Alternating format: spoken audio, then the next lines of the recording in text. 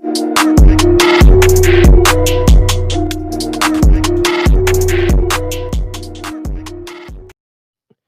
Guys, पिछली video में मैंने आप लोगों को बताया था कि मैंने टेराफॉर्म का सर्टिफिकेशन कंप्लीट कर लिया है।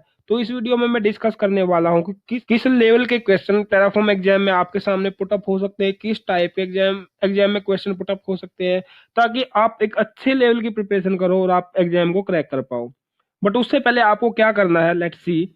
उससे पहले आपको करना है कि अगर किसी को पीडीएफ रिक्वायर्ड है, उसमें 600 से 700 क्वेश्चन मैंने कवर किए हैं, उसके लिए आपको क्या करना है, उसके लिए आपको मेरा चैनल सब्सक्राइब करना है और अपनी जीमेल आईडी है जो कमेंट बॉक्स में कॉपी पेस्ट करनी है, वहां से पिक करके मैं आपको आपकी मेल आईडी पे जो डंप है वो सेंड कर दूंगा। करेक्ट। तो अब हम मूव करते हैं अपने फर्स्ट क्वेश्चन मतलब कि 21th क्वेश्चन की ओर। Which command automatically updates configuration in the current directory for easy readability and consistency. Correct. तो उसने 4 ऑप्शन दे रखे हैं, तो बिल्कुल लो लेवल का है, जो बेसिक कमांड होती है टेराफॉर्म में, उसमें से क्वेश्चन पुट अप हुआ है। इसलिए मैंने आपको पिछली वीडियो में बोला था कि टेराफॉर्म की बेसिक कमांड आपको टिप्स पे होनी चाहिए, क्योंकि उसमें से 15 to 20 क्वेश्चन डेफिनेटली आपके पुट अप होंगे। तो वो उन्हीं में से एक है। राइट। जैसे टेराफॉर्म एफएमटी यूज होगी, टेराफॉर्म वैलिडेट होगी, टेराफॉर्म इनिट होगी, टेराफॉर्म प्लान होगी, टेराफॉर्म फॉर्मेट होगी। तो कौन सी कमांड होगी? अगर आपको बेसिक आइडिया होता टेराफॉर्म इनिट क्या करती है, प्लान क्या करती है, वैलिडेट क्या करती है, एफएमटी क्या करती है, टेराफॉर्म फॉर्मेट, ये तो गलत ही है ऑप्शन। अगर आपको अच्छी नॉलेज होती तो आप 1 मिनट में देखते, 1 सेकंड में आंसर को सिलेक्ट कर दोगे कि कौन सी कमांड किस लिए यूज होती है। करेक्ट। तो इसमें क्या होगा आंसर? इसमें अपना आंसर होगा टेराफॉर्म एफएमटी। टेराफॉर्म एफएमटी क्या करती है, अपने जो टेम्पलेट में इंडेंटेशन है उसको अगर मान लो कि थोड़ी सी मिसमैच हो रही है तो ऑटोमेटिकली इसको डिटेक्ट करेगी और करेक्ट कर देगी। तो लेट्स सी, एक बार ऑफिशियल वेबसाइट पे देख लेते हैं कि ऑफिशियल वेबसाइट पे ये क्या बोल रहा है। देखो, Terraform FMT command is use to rewrite Terraform configuration file to canonical format and style. Okay, तो वो यही बोल रहा है कि अगर आपकी इंडेंटेशन मिसमैच करती है तो उसको वो कैनोनिकल वे में और स्टाइल में उसको एडजस्ट ऑटोमेटिकली कर देती है। ओके, तो ये था अपना 21th क्वेश्चन। आई होप आपको समझ में आ गया होगा। गए, अब मूव करते हैं हम अपने 22 क्वेश्चन की ओर। 22 क्वेश्चन में क्या बोला? To publish a module to Terraform public registry, a module must meet the following requirement, choose 2 correct answer. देखो, इसने 6 ऑप्शन दे रखे हैं, 6 में से आपको 2 करेक्ट आंसर चूज करने हैं। तो ये इस टाइप के क्वेश्चन आपको केयरफुली आपको हैंडल करने हैं, केयरफुली आपको चूज करने हैं। करेक्ट। क्योंकि अगर एक दो में से एक गलत तो आपका क्वेश्चन गलत। तो आपको अच्छे से ऑप्शन रीड करना है, काफी टाइम है, इजीली अच्छे से थ्योरी पढ़ के जाना है, उसके बाद ही आप कवर कर पाओगे। तो मैं आप समझते हैं कि इसमें 22 में क्या बोलना चाह रहा है। 22 में ये बोलना चाह रहा है कि अगर आपने अपना कोई कस्टम मॉड्यूल राइट किया है और आप उसको पब्लिकली करना चाहते हैं ताकि कोई और भी उसको यूज कर पाए, जो आपने हार्ड वर्क किया है, तो उसको आप पब्लिकली किसी बंदे से शेयर करना चाहते हो, तो उसका फॉर्मेट क्या रहेगा, उसकी टर्म एंड कंडीशन क्या रहेंगी, टेराफॉर्म क्या बोलता है कि आप कब उसको पब्लिक कर पाओगे, कब लोग उसको यूज कर पाएंगे। तो ये पूछना चाह रहा है इस क्वेश्चन में। करेक्ट। तो जब आप अच्छे से इसके ऑफिशियल डॉक्स पढ़ोगे तो आपको देखते ही पता लग जाएगा, कोई बड़ी बात नहीं है। जैसे पहला पढ़ते हैं हम, चलो ऑप्शन देख लेते हैं इसके। The module must be on a public git repo with at least 1 release tag in XYZ format. बिल्कुल करेक्ट बोल रहा है कि जब आप गिट आप पे डालोगे तो रेपोजिटरी पब्लिक होनी चाहिए, क्योंकि प्राइवेट होगी तो कोई बंदा देख ही नहीं पाएगा। तो पहली बात इसकी सही है। और फॉर्मेट क्या होना चाहिए इसका? XYZ। एक्स मतलब कि नाम, वाई मतलब मेजर वर्जन, जेड मतलब उसका माइनर वर्जन। करेक्ट। तो इस फॉर्मेट में होना चाहिए, तभी उसको एक्सेप्ट करेगा, तभी उसकी टर्म एंड कंडीशन को प्रॉपर फॉलो अप कर पाएगा। तो उसके बाद ही आपको टेराफॉर्म अलो करेगा। करेक्ट। तो पहला ऑप्शन देखने में सही लग रहा है। लेट्स सी दूसरा।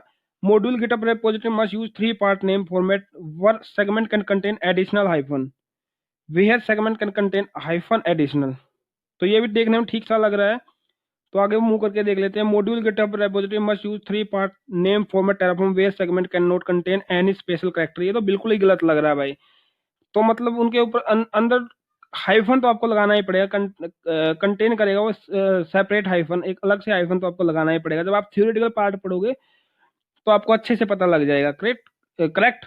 GitHub repository must have HashiCorp license. ये कोई रिक्वायरमेंट नहीं है, क्योंकि गिटहब पे तो हम पब्लिकली भी कर सकते हैं, लाइसेंस की कोई रिक्वायरमेंट नहीं, ओपन सोर्स भी यूज कर सकते हैं। The module must be on GitHub and must be A private repo. Private repo कर दी तो पब्लिक को कैसे शेयर होगी, ये भी गलत है।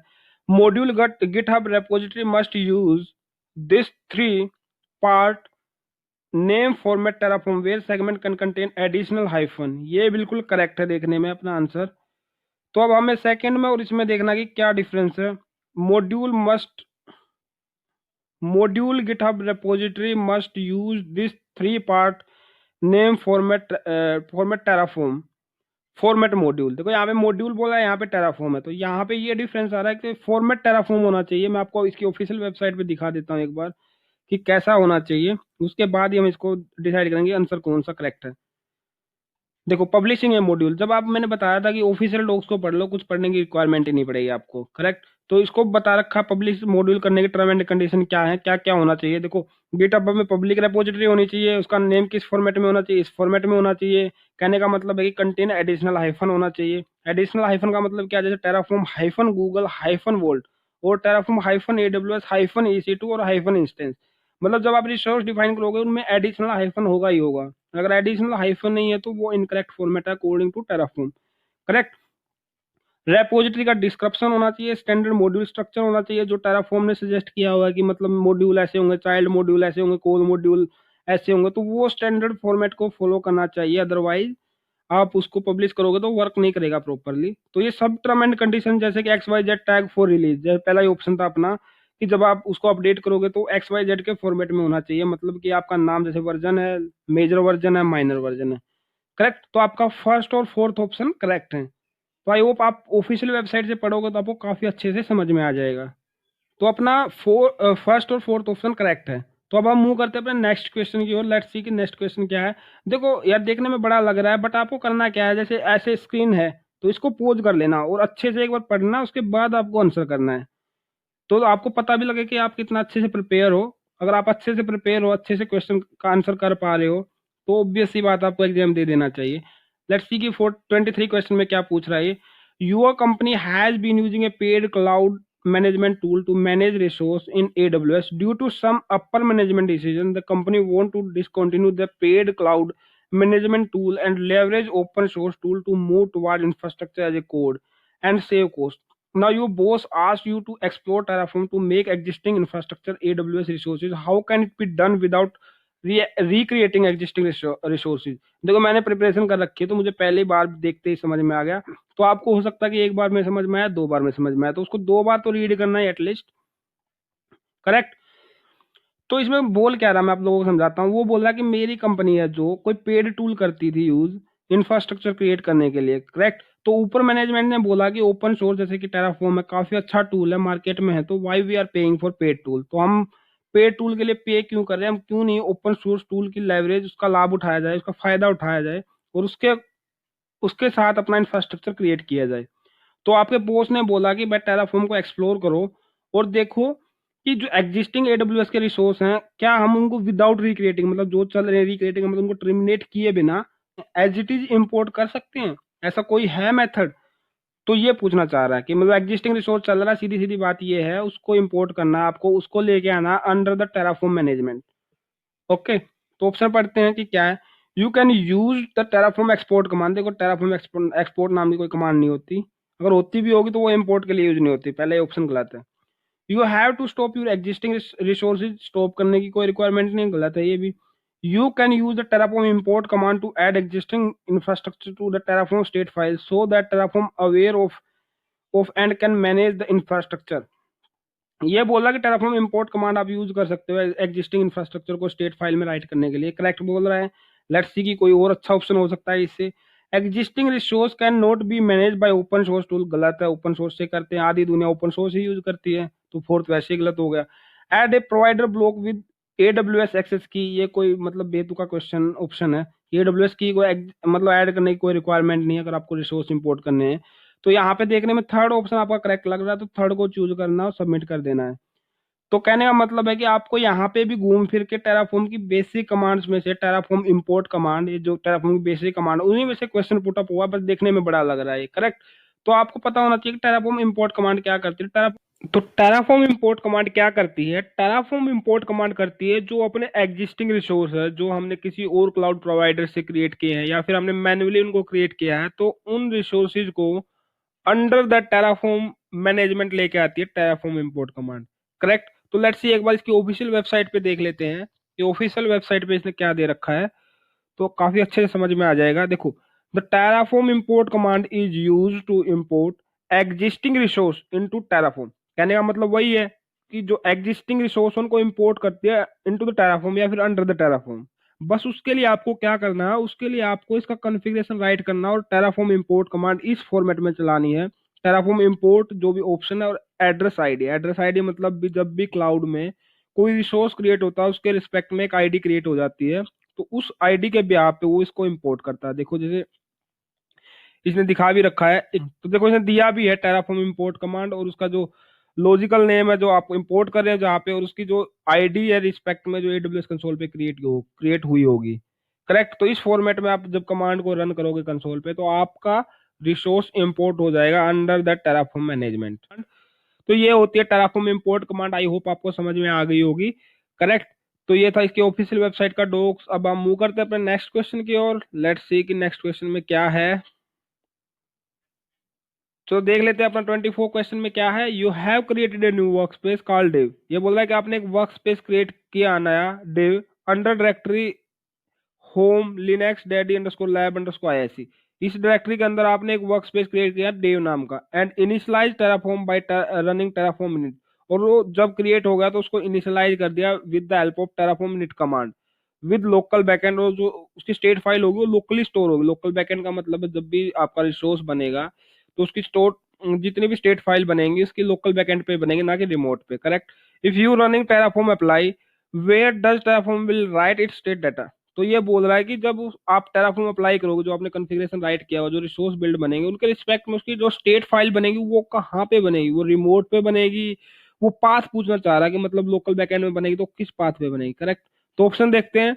देखो ये भी देखा जाए तो टेराफॉर्म बेसिक कमांड का ही कंसेप्ट है। करेक्ट। बट आपको थोड़ा सा याद रखना पड़ेगा, जब आप प्रैक्टिस करोगे बार बार तो इजिली आप इसको आंसर कर पाओगे। देखो अब मैंने पढ़ रखा है तो मैं देखते ही बता दे रहा हूँ।